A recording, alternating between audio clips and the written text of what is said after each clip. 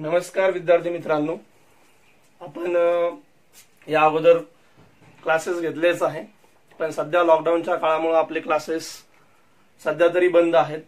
Lockdown संपल्यानंतर आपण पुन्हा नंतर प्रत्यक्ष भेटूयाच. परंतु सध्या तरी पवने सरांच्या संकल्पनेतून आपण जे ऑनलाईन लेक्चर्स त्यांनी तुमच्यासाठी स्टार्ट केलेत, त्याचबरोबर माझी पण इच्छा तुम्हाला ऑनलाईन लेक्चर्स घेण्यासाठी झाली आहे. त्यामुळे मी आज आपल्या समोर पहिला एक ऑनलाईन लेक्चर तुमच्यासाठी घेतोय. या अगोदर आपण केमिस्ट्रीचा बराचसा भाग, केमिस्ट्रीचे 2-3 टॉपिक बघितलेले आहेत. त्यानंतर आपण आजपासून एक न्यू टॉपिक सुरुवात करूयात, ज्या टॉपिकचं नाव आहे आयोनिक इक्विलिब्रियम. सो आयोनिक इक्विलिब्रियम ये जो टॉपिक है ये हम आज से अभी शुरू करने वाले हैं, जिसका स्टडी हम आज से करेंगे. इसके पहले बहुत सारे बेसिक कंसेप्ट हमारे हो चुके हैं, आपने वो भी पढ़े हैं. तो इसलिए आपको सबसे पहले आयनिक इक्विलिब्रिया जो टॉपिक हम देखने वाले हैं, तो इसमें इक्विलिब्रिया या तो आप इक्विलिब्रियम ये वर्ड यूज कर सकते हैं. इक्विलिब्रियम के बारे में आपको पता है. जनरली इक्विलिब्रियम का इस केमिकल इक्विलिब्रियम नाम का टॉपिक 11th स्टैंडर्ड में हमारा हुआ है. उसके बारे में भी आपको बेसिक कंसेप्ट पता है. अगर नहीं पता होती तो वो भी मैं आपको थोड़ी बार अभी यहाँ पे समझा दूंगा. तो सबसे पहले इक्विलिब्रियम क्या है. तो इक्विलिब्रियम एक कंसेप्ट है जहां पे अगर हम एक जनरल रिवर्सेबल रिएक्शन देखते हैं, जनरली जिसमें फॉरवर्ड और बैकवर्ड रिएक्शन कैरी आउट होती है, तो जिस रिवर्सेबल रिएक्शन में फॉरवर्ड एंड बैकवर्ड दोनों रिएक्शन का रेट एक टाइम पे एग्जैक्टली सेम होता है, उस पॉइंट को हम क्या कहते हैं, इक्विलिब्रियम. उसी तरह भी हमें आयनिक इक्विलिब्रियम या आयनिक इक्विलिब्रिया देखना है. तो आयनिक इक्विलिब्रियम एग्जैक्टली क्या है. तो आयनिक इक्विलिब्रियम लाइक एज अगर हम एक एग्जांपल कंसिडर करते हैं, सपोज मैंने लिया है CH3COOH. ये आपको पता है एसिडिक एसिड का फॉर्मूला है. एक एसिड है वीक एसिड लाइक एज, इसको अगर हम वाटर में डिसॉल्व करेंगे यानी उसका एक्वायस सोल्यूशन अगर हम बनाते हैं, तो ये एसिडिक एसिड क्या होता है, डिसॉल्व होता है. और डिसॉल्व होने के बाद उसका डिसोसिएशन होता है. और आपको पता है डिसोसिएशन होने के बाद उसके आयंस फॉर्मेशन होंगे, और आयंस जो रहेंगे वो रहेंगे CH3COO माइनस आयन और उसी के साथ H+ आयन. ये reaction like as reversible reaction है. रिवर्सेबल एरो से मैंने उसको इंडिकेट किया है. तो अगर आप यहाँ पे देखते हैं तो यहाँ पे जो एसिडिक एसिड मॉलिक्यूल है उसका वाटर में डिसॉल्व करने के बाद एक्वस सोल्यूशन में उसका आयोनाइजेशन हुआ है, और आयोनाइजेशन होने के बाद डिसोसिएशन होने के बाद उसके 2 आयंस यहाँ पे फॉर्मेशन हुए हैं like as CH3CO minus ion and H+ ion. अभी आप यहाँ पे देखेंगे तो यहाँ पे पूरे आयंस है. आपको पता है आयंस के 2 टाइप्स होते हैं, एक पॉजिटिव आयन उसको हम कैटायन कहते हैं और नेगेटिव आयन उसको हम अनायंस कहते हैं. और ये अनडिसोशिएट मॉलिक्यूल है जिसका डिसोसिएशन हुआ नहीं है, जिसका आयोनाइजेशन हुआ नहीं, दैट मीन्स ये मॉलिक्यूल्स है. तो जनरली अगर हम देखेंगे तो ये मॉलिक्यूल्स और ये आयंस, इसमें जो इक्विलिब्रिया एग्जिस्ट होता है आयंस में और उसके अनआयोनाइज्ड मॉलिक्यूल में, किसी भी सॉल्यूशन में जो इक्विलिब्रियम वहां पे एग्जिस्ट होता है, इस्टेब्लिश होता है, उस प्रकार के इक्विलिब्रियम को हम क्या कहते हैं, आयनिक इक्विलिब्रियम. सो आयनिक इक्विलिब्रियम हम बता सकते हैं. Ionic equilibrium is defined as the equilibrium which is exist between ions and its molecule in a solution. Then that type of equilibrium is called as the ionic equilibrium. So जो ionic equilibrium topic हम अभी देखने वाले हैं, उस ionic equilibrium में आपको ionic equilibrium शायद से अच्छे से समझ में आया होगा. तो आयनिक इक्विलिब्रियम इस टॉपिक में सबसे पहले हम अभी देखेंगे कुछ इंट्रोडक्शनरी पार्ट. जो इंट्रोडक्शनरी पार्ट उसमें सबसे पहले हमने इसके पहले भी आपको 10th स्टैंडर्ड या इलेक्ट्रोकेमिस्ट्री नाम का जो टॉपिक है उसमें भी कुछ बेसिक कंसेप्ट हमारी हुई है. तो सबसे पहले हमें देखना पड़ेगा इसमें जो सब्सटेंस है उसको हम 2 पार्ट में डिवाइड करेंगे like as first one is the electrolyte और second one is the non electrolyte. तो अभी आपको इलेक्ट्रोलाइट और नॉन इलेक्ट्रोलाइट ये जो 2 कंसेप्ट है ये आपको शायद पता होंगे, अगर नहीं है तो भी हम बताने वाले हैं.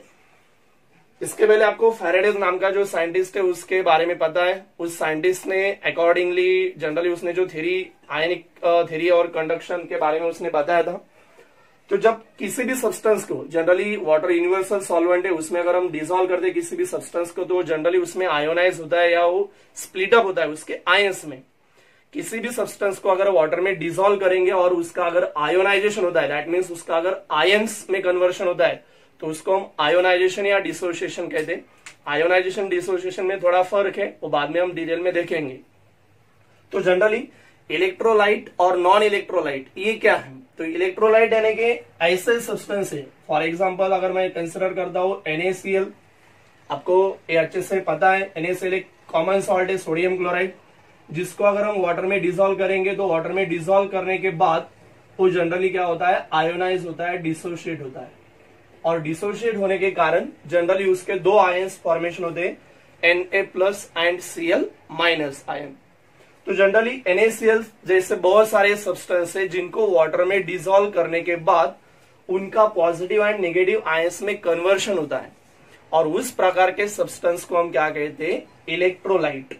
और आपको ये भी पता है जिस किसी एक्वायस सॉल्यूशन में ये आयंस होते हैं उसमें से अगर हम देखते हैं तो इलेक्ट्रिसिटी उसमें से कंडक्ट हो पाती है, इसके कारण उस टाइप के सब्सटेंस को हम कहते हैं इलेक्ट्रोलाइट। तो इलेक्ट्रोलाइट यानी कि ऐसे सब्सटेंस है जो सब्सटेंस वाटर में डिसॉल्व करने के बाद उसके आयंस फॉर्मेशन होते हैं और उसमें से electric current can be conduct हो पाता है, तो उस प्रकार के सब्सटेंस को हम इलेक्ट्रोलाइट कहते हैं। अभी जो इलेक्ट्रोलाइट है, इलेक्ट्रोलाइट में हम अगर देखते हैं तो all type of acids, all type of base and generally जो सॉल्ट होते हैं वो इस इलेक्ट्रोलाइट में हम कंसिडर कर सकते हैं, जिसके बहुत सारे एग्जांपल हम बता सकते हैं। सॉल्ट के एग्जांपल आपको पता है, बहुत सारे एसिड के एग्जांपल आपको पता है, या तो फिर बेस के एग्जांपल आप उसमें बता सकते हो। सिमिलरली उसके अपोजिट है नॉन इलेक्ट्रोलाइट। अभी नॉन इलेक्ट्रोलाइट यानी क्या है, जिस किसी सब्सटेंस को अगर हम वाटर में डिसॉल्व करेंगे, आपको पता है शुगर को अगर हम वाटर में डिसॉल्व कर दें तो शुगर का आयोनाइजेशन होता नहीं, दैट मीन्स उसका आयन फॉर्मेशन होता नहीं, और आयंस ही नहीं है तो आयंस न फॉर्मेशन होने के कारण उसमें से इलेक्ट्रिक करंट कंडक्ट हो पाता नहीं है, और इसके कारण उस प्रकार के सब्सटेंस को हम क्या कहते हैं, non electrolyte. So non electrolyte यानी कि ऐसे substance which are dissolve in water और in there aqueous solution, they do not form the ions and they do not conduct the electric current या electricity, that type of substance are called as the non-electrolyte। आपको पता है बहुत सारे examples उसमें sugar solution है, urea है, ऐसे बहुत सारे जो अनआयोनाइज है यानी उनका आयोनाइजेशन होता नहीं है। तो जो आयनिक इक्विलिब्रियम टॉपिक हम आगे अभी बढ़ते जैसे जाएंगे तो आपको समझ में आएगा कि इस टॉपिक में हमें ज्यादा से ज्यादा जो स्टडी यानी यहाँ पे हमें नॉन इलेक्ट्रोलाइट का ज्यादा यूज नहीं यानी कि यूज नहीं है, तो जो इलेक्ट्रोलाइट सब्सटेंस है उसका हमें यूज यहाँ पे इस टॉपिक में ज्यादा से ज्यादा करना है, इसका ज्यादा से ज्यादा सिलेबस इस टॉपिक में हमें देखना पड़ेगा। उसी तरह अभी जो इलेक्ट्रोलाइट और नॉन इलेक्ट्रोलाइट की जो दो डेफिनेशन ऑलरेडी आपको शायद पता होगी, लेकिन मैंने अभी आपको समझा दी है, अच्छे से आपको समझ में आ चुकी होगी। उसी के साथ अगर हम अभी देखते हैं तो जो इलेक्ट्रोलाइट होते हैं, अभी उस इलेक्ट्रोलाइट के भी कुछ टाइप्स होते हैं, तो उस इलेक्ट्रोलाइट्स के टाइप्स का अगर हम ऑब्जर्वेशन करेंगे तो उसमें पहला इलेक्ट्रोलाइट होगा जिसको हम बोल सकते हैं स्ट्रॉन्ग इलेक्ट्रोलाइट। क्या बोल सकते हैं हम, स्ट्रॉन्ग इलेक्ट्रोलाइट। और जो दूसरा टाइप होता है वो होता है वीक इलेक्ट्रोलाइट। अभी आपको नाम से पता हो चुका होगा, स्ट्रॉन्ग एंड वीक इलेक्ट्रोलाइट। अभी स्ट्रॉन्ग इलेक्ट्रोलाइट क्या होता है, तो आपको पता है, सपोज मैंने अभी एक एग्जांपल लिया था जैसे कि NaCl लिया था, तो NaCl हम वाटर में डिसॉल्व करेंगे तो NaCl जितने मोल्स हम वहां पे यूज करेंगे इनिशियली, उतने नंबर ऑफ मोल्स अगर वाटर में हम डिसॉल्व कर देते तो उतने की उतने यानी पूरे almost completely number of moles उसमें क्या होते हैं, डिसोशिएट होते हैं, आयोनाइज होते हैं। तो जनरली ऐसे जो भी सब्सटेंस होते हैं, ऐसे जो भी सब्सटेंस है जिनको वाटर में डिसॉल्व करने के बाद उनका कंप्लीटली आयोनाइजेशन होता है, कंप्लीटली डिसोसिएशन होता है, उस प्रकार के सब्सटेंस को हम क्या कहेंगे, strong electrolyte. So strong electrolyte के बारे में अगर हमें डिफाइन करना है, उसके बारे में बताना है, तो हम बता सकते हैं those type of substance when dissolve in water और in its aqueous solution they are dissociate almost completely. So that type of substance are called as a strong electrolyte.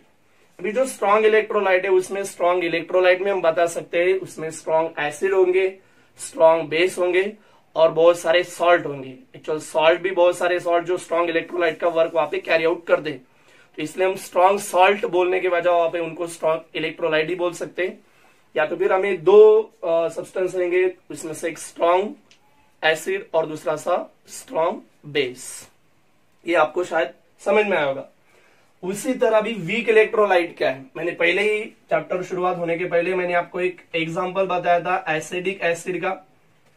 Acidic acid जिसका मॉलिक्यूलर फॉर्मूला और structural formula CH3COH है, जिसको water में अगर हम dissolve कर दें, डिसॉल्व करने के बाद वो भी आयोनाइज होता है और आयोनाइज होने के बाद वो भी दो प्रकार के आयंस वहां पे फॉर्मेशन करता है।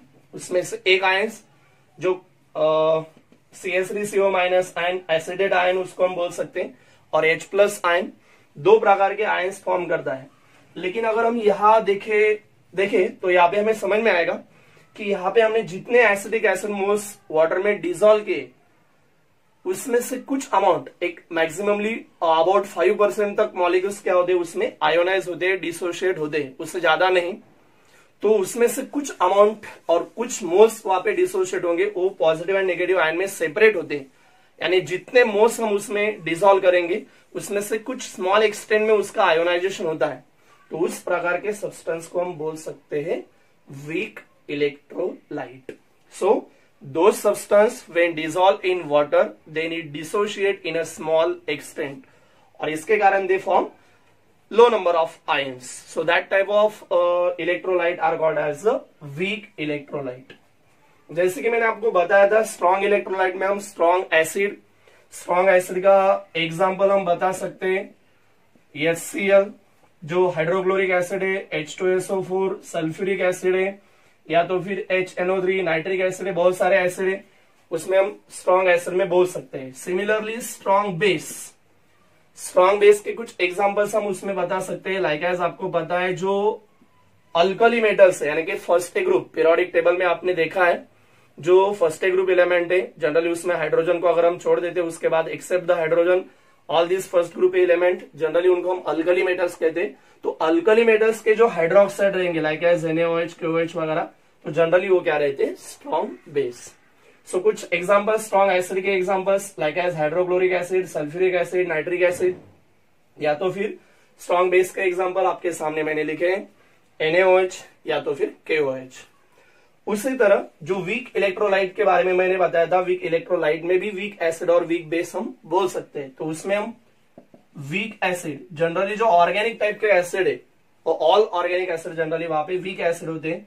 जैसे कि आपके सामने एग्जांपल ऑलरेडी लिखा है ऑर्गेनिक फैमिली का जो कार्बोक्सिलिक एसिड फैमिली मेंबर है, आपको पता है जिसमें बहुत सारे formic acid, acetic acid, propanoic acid, बहुत सारे मेंबर है। कार्बोनिक एसिड H2CO3, ये भी एक वीक एसिड का एग्जांपल है। HCl हाइड्रोजन साइनाइड, ये भी एक वीक एसिड का एग्जांपल है। सिमिलरली वीक बेस, अभी वीक बेस में अगर हम देखते हैं तो NH4OH अमोनियम हाइड्रोक्साइड एक वीक बेस का एग्जांपल है। सिमिलरली अमोनिया या जो भी अमाइंस रहेगा वो भी एक वीक बेस का एग्जांपल हम वहां पे बता सकते हैं। तो यहां तक हमने बताया स्ट्रॉन्ग एसिड और strong base, similarly weak acid, weak base, और जनरली एसिड, बेस, सॉल्ट, इन सबको हम कॉमनली क्या कहते हैं इलेक्ट्रोलाइट, क्योंकि उनको वाटर में डिसॉल्व करने के बाद वो क्या करते हैं आयंस फॉर्म कर सकते हैं। इलेक्ट्रोलाइट के साथ साथ हमने ये भी बताया था नॉन इलेक्ट्रोलाइट यानी ऐसे सब्सटेंस जिनको वाटर में डिसॉल्व करने के बाद उनका आयोनाइजेशन हो पाता नहीं है, उन प्रकार के सब्सटेंस को हमने क्या कहा था नॉन इलेक्ट्रोलाइट। ओके, चलिए यहां तक मैंने आपको क्या क्या बताया। सबसे पहले इक्विलिब्रियम में हमने बताया था, और आयनिक इक्विलिब्रियम में हमने बताया था कि आयनिक इक्विलिब्रियम यानी कि ऐसा इक्विलिब्रियम जो एग्जिस्ट होता है between the ions and molecules. Okay, ions and उसके जो अनआयोनाइज या अनडिसोशिएट मॉलिक्यूल्स रहेंगे, जनरली वीक इलेक्ट्रोलाइट के लिए हम कंसिडर कर दें, तो उसमें जो इक्विलिब्रियम एग्जिस्ट होता है in the solution, that type of equilibrium is called ionic equilibrium. उसके साथ ही हमने बताया था कुछ डेफिनेशन, उसमें पहले इलेक्ट्रोलाइट, उसके बाद नॉन इलेक्ट्रोलाइट। इलेक्ट्रोलाइट यानी ऐसे सब्सटेंस जिनको वाटर में डिसॉल्व करने के बाद वो आयोनाइज होते हैं, डिसोशिएट होते हैं, पॉजिटिव नेगेटिव आयन में सेपरेट होते हैं, और उसमें से इलेक्ट्रिक करंट कंडक्ट होता है। उसके कुछ एग्जांपल्स मैंने आपको बताए, सिमिलरली उसके बाद हमने बताया नॉन इलेक्ट्रोलाइट। नॉन इलेक्ट्रोलाइट यानी ऐसे सब्सटेंस जिनको वाटर में डिसॉल्व करने के बाद वो डिसोशिएट हो पाते नहीं है और उनके आयंस इन फॉर्मेशन होने के कारण जनरली उसमें से इलेक्ट्रिक करंट कंडक्ट हो पाता नहीं। उसके एग्जांपल शुगर वगैरह हमने वहां पे बताए थे।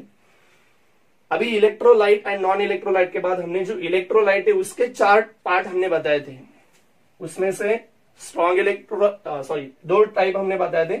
उसमें से पहला है स्ट्रॉन्ग इलेक्ट्रोलाइट और बाद में वीक इलेक्ट्रोलाइट। स्ट्रॉन्ग इलेक्ट्रोलाइट में एक्चुअल हमने बताया था वहां पे एक स्ट्रॉन्ग एसिड और बाद में स्ट्रॉन्ग बेस। उसका एग्जांपल आपके सामने लिखे, आगे हमें अभी डिटेल में देखने हैं। सिमिलरली वीक इलेक्ट्रोलाइट में भी वीक एसिड होता है और कुछ वीक बेस होते हैं। उसके भी कुछ एग्जांपल्स आपके सामने अभी लिखे हुए हैं। तो यहां तक का आर्टिकल हमारा हुआ है। जो इलेक्ट्रोलाइट नॉन इलेक्ट्रोलाइट के कंसेप्ट हम बता रहे थे, उस इलेक्ट्रोलाइट नॉन इलेक्ट्रोलाइट में ज्यादा से ज्यादा जो वर्डिंग हमने देखी है वो है एसिड एंड बेस। सो इसके कारण इस आयनिक इक्विलिब्रियम टॉपिक में जो अगला आर्टिकल रहेगा वो आर्टिकल रहेगा एसिड बेस क्या है। अभी आप बोलोगे सर कुछ भी बता रहे हैं, एसिड बेस तो हमने 8-9 स्टैंडर्ड में पढ़े, 7 स्टैंडर्ड में ही पढ़ा है। हाँ, लेकिन शायद से आपको अच्छे से और डिटेल में ये एसिड बेस थ्योरीज हमें इसमें देखनी है। हमें 3 प्रकार की थ्योरी, 3 टाइप ऑफ थ्योरी यहाँ पे एसिड बेस के लिए देखनी है।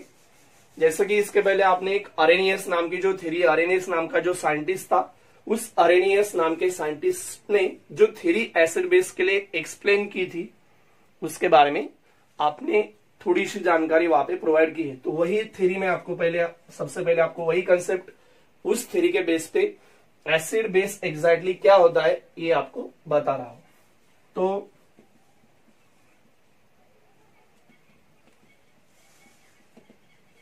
अरेनियस कंसेप्ट, अरेनियस नाम का साइंटिस्ट है, उस अरेनियस कंसेप्ट के बेस पे एसिड और बेस क्या होता है। तो सबसे पहले एसिड यानी आपको पता है, जैसे कि हमने एग्जांपल्स लिखे थे HCl, ये हाइड्रोजन क्लोराइड है, उसको हम हाइड्रोक्लोरिक एसिड कहते हैं। जिसको हम वाटर में डिसॉल्व करेंगे उसका एक्वायस सॉल्यूशन बनेगा और एक्वायस सॉल्यूशन बनने के कारण आपको पता है जब किसी भी एक सब्सटेंस को अगर हम वाटर में डिसॉल्व कर दें तो उसमें उसका आयोनाइजेशन होने की पॉसिबिलिटी होती है। तो HCl को अगर हम वाटर में डिसॉल्व करते हैं तो 2 प्रकार के आयंस में उसका आयोनाइजेशन होता है, EH+ एंड Cl-। उसी तरह अगर हम दूसरा एक एग्जांपल देखेंगे, यहाँ पे मैंने एक फुल एरो लिखा है, इसका मतलब ये स्ट्रॉन्ग एसिड है और जनरली ये रिएक्शन रिवर्स होने की जो टेंडेंसी वो बहुत कम है, मिनिमम है। जनरली वो उसकी टेंडेंसी रिवर्सेबल होने की नहीं है। लेकिन अगर हम दूसरा एक एग्जांपल देखते हैं एसिडिक एसिड का, उसको अगर वाटर में डिसॉल्व करेंगे तो वाटर में डिसॉल्व करने के कारण 2 प्रकार के आयंस वहां पे फॉर्मेशन होते हैं, एक एसिडेड आयन CH3CO- आयन और दूसरा H+ आयन। तो जनरली अगर हम यहाँ पे देखेंगे तो इसमें ये वीक इलेक्ट्रोलाइट, इसके पहले भी मैंने बताया था। तो इसके कारण यहाँ पे जनरली कुछ ही अमाउंट और कुछ ही मोल्स वहां पे डिसोशिएट हो सकते हैं। इसके कारण ये रिएक्शन रिवर्सेबल है। रिवर्सेबल इनरिवर्सेबल बाद में हम देखेंगे। सबसे पहले हमें आरेनियस थ्योरी के बेस पे एसिड और बेस क्या होता है ये हमें देखना है। तो सबसे पहले एसिड, इन एग्जांपल्स के बाद अगर आप देखेंगे तो आपको समझ में आएगा कि इस प्रकार के सब्सटेंस को जिसमें हाइड्रोजन होता है, उस प्रकार के सब्सटेंस को जब हम वाटर में डिसॉल्व कर दे तो वाटर में डिसॉल्व करने के बाद वो क्या प्रोवाइड करते हैं, H+ आयन। सो आरेनियस ने एक साफ साफ कर दिया था कि जिस किसी प्रकार के सब्सटेंस में हाइड्रोजन है और ऐसे सब्सटेंस को अगर हम वाटर में डिसॉल्व करेंगे, वाटर कंसेप्ट बहुत इंपॉर्टेंट है, वाटर में डिसॉल्व करेंगे यानी उसके एक्वायस सॉल्यूशन में अगर हम कंसिडर करते हैं वो अगर H+ आयन प्रोवाइड करते तो उस सब्सटेंस को अरेनियस कंसेप्ट, अरेनियस थ्योरी से हम क्या कहते हैं, एसिड या अरेनियस एसिड भी आप बोल सकते हो। सो हाइड्रोजन कंटेनिंग सब्सटेंस यानी जिसमें हाइड्रोजन होता है, hydrogen containing substance when dissolve in water then it gives H+ ions, then that type of substance are called as the acid और अरेनियस एसिड। उसी तरह इस अरेनियस नाम के साइंटिस्ट ने बेस के बारे में भी बताया था। बेस लाइक एज इसके थ्योरी के अनुसार जिसमें OH ग्रुप यानी कि हाइड्रोक्सिल ग्रुप, OH ग्रुप, तो लाइक एज हम कुछ एग्जांपल्स यहाँ पे भी कंसिडर करेंगे। सपोज एक कॉमन एग्जांपल्स आपको पता है इसको हम सोडियम हाइड्रोक्साइड कहते हैं, NaOH। इस NaOH को अगर हम वाटर में डिसॉल्व कर दें, स्ट्रॉन्ग बेस का एग्जांपल है, इसलिए रिवर्सेबल आरओ यहाँ पे आएगा नहीं, क्योंकि पूरा का पूरा जनरली इलेक्ट्रोलाइट जो है NaOH वो डिसोशिएट हो सकता है और होता है। सो इसको अगर हम आयोनाइज करेंगे, इसको वाटर में डिसॉल्व करेंगे, तो दो प्रकार के आयन्स यहाँ पे फॉर्मेशन हो चुके हैं। उसमें से एक पहला है Na+ आयन और दूसरा है OH- आयन। अगर हम देखेंगे Na+ एंड OH- दो प्रकार के जो आयन्स फॉर्मेशन होते हैं, उसमें से OH आयन यहाँ पे इंपॉर्टेंट है। सिमिलरली अगर दूसरा एक एग्जांपल हम कंसिडर करेंगे अभी NH4OH, इसका नाम है अमोनियम हाइड्रोक्साइड, एक वीक बेस का एग्जांपल है। जैसे कि मैंने आपको weak acid, strong acid, weak base, strong base, ये पूरे चारों डेफिनेशन ऑलरेडी बताए। तो एक वीक बेस होने के कारण वो भी थोड़ा सा स्मॉल अमाउंट में डिसोशिएट होगा, और डिसोशिएट होने के बाद NH4+ एंड OH-, ऐसे दो प्रकार के आयंस यहाँ पे क्या होते हैं, फॉर्मेशन होते हैं। सो आप यहाँ पे अगर ऑब्जर्व करते हो तो यहाँ पे आपको समझ में आएगा, जब किसी हाइड्रोक्सिल ग्रुप रहने वाला जो सब्सटेंस है, जिसमें एक या उससे ज्यादा भी OH हो सकते हैं, ऐसे हाइड्रोक्सिल ग्रुप रहने वाले सब्सटेंस जिनको हम वाटर में डिसॉल्व कर दे, तो डिसॉल्व करने के बाद वो क्या फॉर्मेशन कर दे, एक या उससे ज्यादा OH- आयन, यानी कि हाइड्रोक्सिल आयन। तो उस प्रकार के सब्सटेंस को हम क्या कहते हैं, आरएनएस थ्योरी के बेस पे बेस। ओके, तो आरएनएस कंसेप्ट के अनुसार बेस यानी क्या है कि जो सब्सटेंस जिसमें हाइड्रोक्सिल ग्रुप है, OH ग्रुप है, और जिनको वाटर में हम डिसॉल्व करेंगे तो उसके बाद वो OH- आयन हमें प्रोवाइड करेंगे। सो दोज सब्सटेंस और those hydroxyl group substance when dissolve in water, then it gives the OH- ion, then that type of substance are called as a base। लेकिन दोस्तों और स्टूडेंट लोग, आप अगर यहाँ पे देखते हो तो आपको समझ में आएगा कि यहाँ पे ऐसे सब्सटेंस उन्होंने बताया कि जिसमें हाइड्रोजन है और H+ आयन हो, अगर वाटर में डिसॉल्व करने के बाद प्रोवाइड करता है तो उसको ही उसने एसिड कहा था। और जो सब्सटेंस जिसमें OH ग्रुप है, हाइड्रोक्सिल ग्रुप है, और उसको वाटर में डिसॉल्व करने के बाद वो अगर OH- आयन प्रोवाइड करेगा तो उसी को उसने बेस कहा था। लेकिन नेचर में ऐसे बहुत सारे सब्सटेंस है जिनको वाटर में डिसॉल्व करने के बाद वो एक्चुअली H+ या OH- आयन प्रोवाइड करते नहीं है, लेकिन वो भी एसिड और बेस के प्रॉपर्टी इंडिकेट करते हैं। तो इसके कारण ये थ्योरी का थोड़ा सा लिमिटेशन हुए। लिमिटेशन के बाद ये लिमिटेशन और थोड़ी सी एक्सप्लेन करने के लिए न्यू थ्योरी वहां पे जनरेट हुई, और वो जो थ्योरी है वो दो नाम के साइंटिस्ट थे, दो अलग अलग साइंटिस्ट थे, एक लॉरी साइंटिस्ट और दूसरा ब्रॉन्स्टेड। तो दोनों ने मिला के एक थ्योरी वहां पे एसिड बेस के लिए डेवलप की थी। उस थ्योरी का नाम है लॉरी ब्रॉन्स्टेड थ्योरी। ओके, तो जो थ्योरी हमने पहले देखी है आरएनएस थ्योरी, आरएनएस कंसेप्ट, उसके बेस पे मैंने आपको एसिड बेस कंसेप्ट आपको बता दिया है, और मैंने अभी आपको बताया और बोला भी है। इसके आगे की जो थ्योरी है, जो दो साइंटिस्ट थे लॉरी और ब्रॉन्स्टेड, दोनों ने मिला के जो थ्योरी वहां पे डेवलप की है, उस थ्योरी को हम कहते हैं लॉरी ब्रॉन्स्टेड थ्योरी। सो वो देखने के पहले मैं आपको एक पूरा आर्टिकल आज हमने क्या पढ़ा है वो बताता हूँ, और जो आगे की जो थ्योरी है हम नेक्स्ट लेक्चर में हम देखेंगे। तो सबसे पहले आज का इक्विलिब्रियम जो टॉपिक है, आयनिक इक्विलिब्रियम जो टॉपिक है, उस कंसेप्ट में उसके इंट्रोडक्शनरी पार्ट में हमने सबसे पहले equilibrium, ionic equilibrium, ionic equilibrium के बाद कुछ डेफिनेशन, इलेक्ट्रोलाइट, नॉन इलेक्ट्रोलाइट, और जो इलेक्ट्रोलाइट, एक्चुअल नॉन इलेक्ट्रोलाइट का कंसेप्ट हमें इस टॉपिक में यूज करना ही नहीं है, इसलिए हमें ज्यादा से ज्यादा फोकस इलेक्ट्रोलाइट के जो कंसेप्ट है उसका यूटिलाइजेशन इस टॉपिक में आगे हमें देखना है। तो इलेक्ट्रोलाइट जो टॉपिक और इलेक्ट्रोलाइट का जो आर्टिकल हमने देखा है उसमें हमने बताया था, उसमें स्ट्रॉन्ग इलेक्ट्रोलाइट होता है, वीक इलेक्ट्रोलाइट होता है, और स्ट्रॉन्ग और वीक इलेक्ट्रोलाइट को हम strong acid, strong base, weak acid, weak base में भी डिवाइड कर चुके हैं। और इसके कारण ही जनरली जो इलेक्ट्रोलाइट है उसमें ज्यादा से ज्यादा एसिड बेस और सॉल्ट होंगे। तो इसके कारण हमने एसिड बेस पे फोकस किया, और इसके कारण हम आगे के जो कंसेप्ट देखने वाले थे और देख रहे थे वो थी एसिड बेस थ्योरीज। और उस एसिड बेस थ्योरीज में पहली एसिड बेस थ्योरीज और एसिड बेस कंसेप्ट मैंने आपको बता दिए, आरएनएस कंसेप्ट जो डिटेल में आपको बताइए। तो ये यहाँ पे अभी खत्म हुआ।